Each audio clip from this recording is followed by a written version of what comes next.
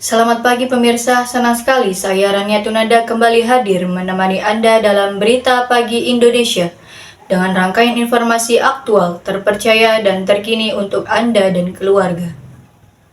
Pagi ini dari Serang, Banten kembali memaparkan materi mata kuliah Teknik Reportase dan Investigasi Berita yang terjadi pada tanggal 30 September 2025.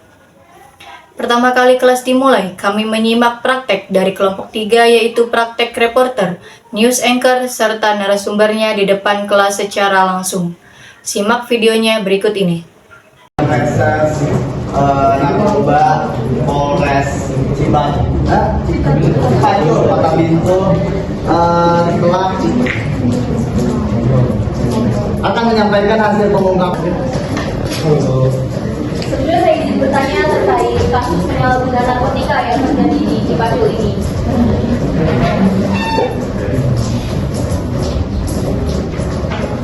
Terkait akan dikontrakan itu.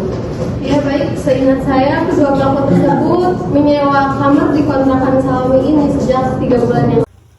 Kegiatan ini dilakukan secara rutin, bergantian sesuai dengan jadwal kelompok yang sudah ditetapkan. Setelah selesai, kami memperhatikan materi yang disampaikan oleh kelompok 2 yang beranggotakan Binar, Nabila, Jessica, Aski, Hendry, dan Mima. Berikut isi materi tersebut. Jurnalisme merupakan salah satu pondasi penting dalam sistem demokrasi karena berfungsi sebagai sarana penyampai informasi, media edukasi, sekaligus alat kontrol sosial. Kegiatan jurnalisme tidak hanya sebatas menulis berita, tetapi juga mencakup kemampuan jurnalis dalam mencari, mengumpulkan, mengolah, dan menyajikan informasi secara akurat untuk kepentingan publik.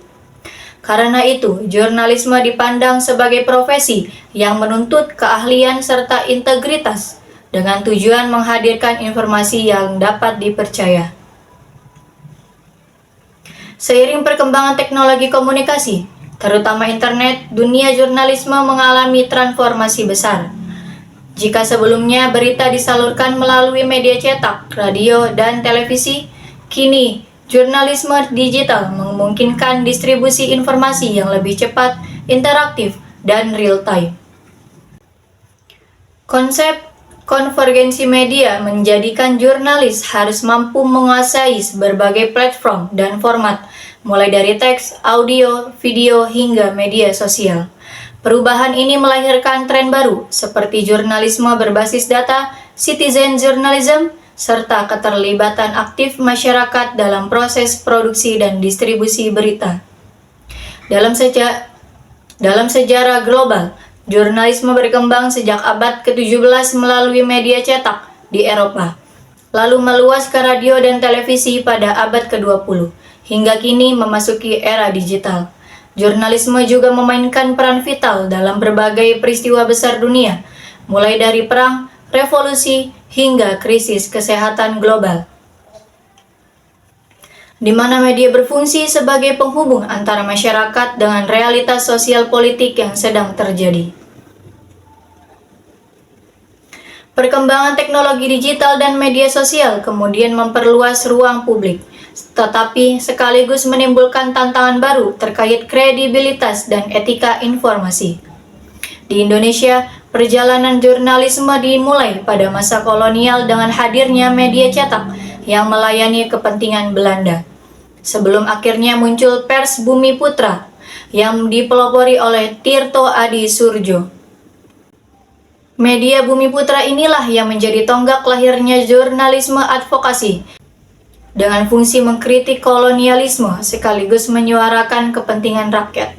Pada masa kemerdekaan, pers menjadi sarana penting untuk menyebarkan semangat nasionalisme dan memperkuat perjuangan politik. Namun, di masa Orde Baru, pers berada dalam kendali ketat pemerintah melalui mekanisme seperti SIUPP, sehingga media sering dijadikan corong propaganda. Kebebasan pers baru benar-benar terwujud setelah Reformasi 1998 yang melahirkan Undang-Undang Nomor 40 Tahun 1999 tentang pers. Undang-undang tersebut menjadi dasar hukum penting yang menjadi kemerdekaan pers di Indonesia, sekaligus menegaskan peran pers sebagai lembaga sosial yang berfungsi menyampaikan informasi, mengedukasi masyarakat, serta mengawasi jalannya pemerintahan. Selain itu, Dewan Pers hadir sebagai lembaga independen yang mengatur dan mengawasi pers agar tetap profesional. Sementara kode etik jurnalistik menjadi pedoman moral yang menjaga independensi, akurasi, dan tanggung jawab wartawan dalam bekerja. Prinsip-prinsip dalam kode etik seperti verifikasi fakta, menghormati privasi, menolak plagiarisme, menjaga independensi, dan memberi ruang hak jawab menjadi standar utama untuk mempertahankan kredibilitas pers. Meski demikian, tantangan jurnalisme modern semakin kompleks di era digital. Penyebaran informasi yang sangat cepat di media sosial membuka ruang bagi maraknya hoaks, polarisasi opini publik, serta dominasi algoritma platform digital yang sering menggeser nilai objektivitas jurnalistik.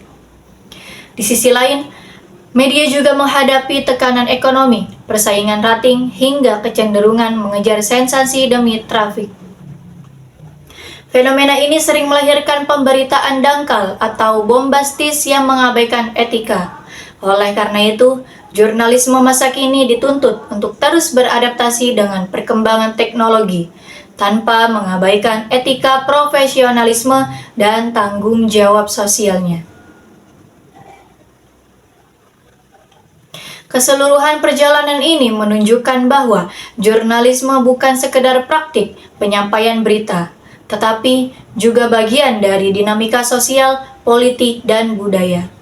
Dengan pondasi regulasi yang kuat dan penerapan kode etik yang konsisten, jurnalisme tetap dapat menjalankan perannya sebagai pilar demokrasi sekaligus sarana untuk menjaga kualitas informasi di masyarakat.